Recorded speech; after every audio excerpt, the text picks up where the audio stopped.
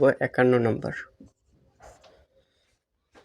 51তে বলছে শতকরা বার্ষিক কত মুনাফায় 4,000 টাকার 4 বছরের মুনাফা 1200 টাকা হবে। বার্ষিক শতকরা মুনাফার হার চাইছে। তাহলে আর সমান I/PN। তাহলে I এর মান আছে 1200, P এর মান 4000 ইন্টু N এর মান আছে 4 বছর।